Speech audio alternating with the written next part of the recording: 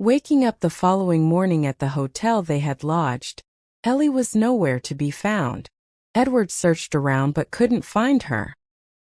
He went to the reception asking if they had seen his partner with whom he lodged in with the night before, only to be told she had checked out in the early hours of the day. He went back to his room, reminiscing on the moments they had shared together the night before, and he couldn't help but smile. He knew that was their first encounter, but he felt something special about her. He sensed what he was feeling that moment seemed familiar. He guessed right, it was the same feeling he had whenever he was with his mom, Catherine, during his childhood.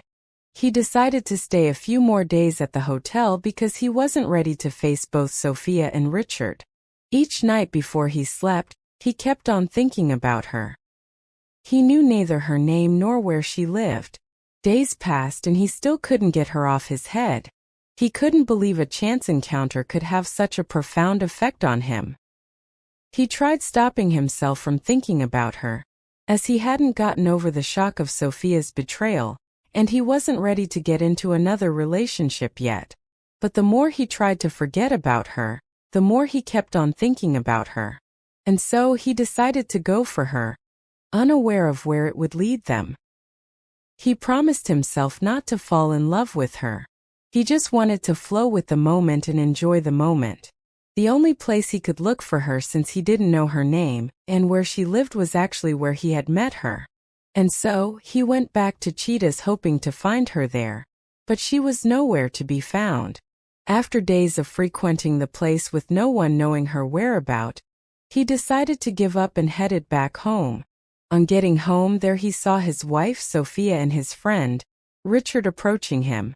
The more he saw their faces, the angrier he got, but he decided to keep calm so they wouldn't be suspicious of him knowing about their affair. "Edward, where have you been? What happened to you? We have been trying to get in touch with you for the past 3 days, but your line wasn't going through. Everyone was worried, including Dad. Do you know how worried I was? I thought something had happened to you. I do not know what I would have done if something had happened to you. How will I be able to survive raising our child alone without you by my side?" Sophia had said, rubbing her tummy and crying. "Baby? Are you pregnant?" Edward asked, surprised, pretending to be unaware of the pregnancy and the circumstances relating to the pregnancy. "Yes, I am pregnant.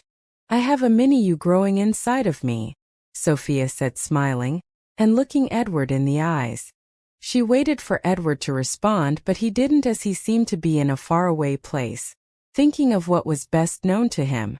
Edward was thinking about her betrayal and how she could act so well just to make him believe the baby was his. "Edward, are you still with me? Are you not happy about the news? Don't you want our baby?" Sophia said, feeling sad and dejected. "No, baby. I am more than glad to hear the news. I just can't believe that I am going to be a father soon. Thank you so much for giving me the privilege of becoming a father soon. You are more than a blessing to me. Since you came into my life, you have changed everything, making my life become more meaningful. I can't thank you enough. I promise to cherish you and our child with every breath of my life," Edward said, kissing Sophia on the forehead, faking a smile and hugging her tightly. "Congratulations, bro," Richard said, making Edward and Sophia break free. "So I am going to become an uncle soon," Richard said, shaking Edward's hand and pulling him close for a hug. "Thank you, man." "Yes, you are going to become a father soon," Edward had mistakenly said, almost making them see through his pretense. "A dad?" Richard asked suspiciously. "Sorry, an uncle I meant. But since you are my friend, my son is automatically your son too, am I right?" Edward asked, facing Sophia, creating a tensed moment. "Yes, that's right," Sophia said, laughing suspiciously. "Man, are you sure you are fine?" Richard asked, looking into Edward's eyes, trying to figure out what he was thinking.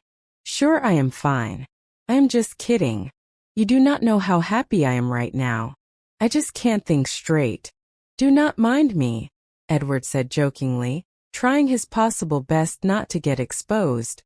"Darling, let me take a shower. I will join you soon. "We need to celebrate this," Edward said, kissing Sophia and walking up the stairs.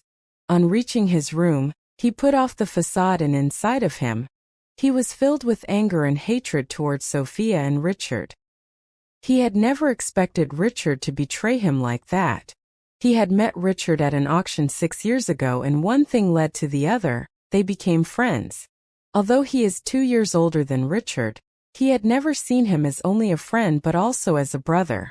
They share everything together, and he was the only one who knows Edward the best.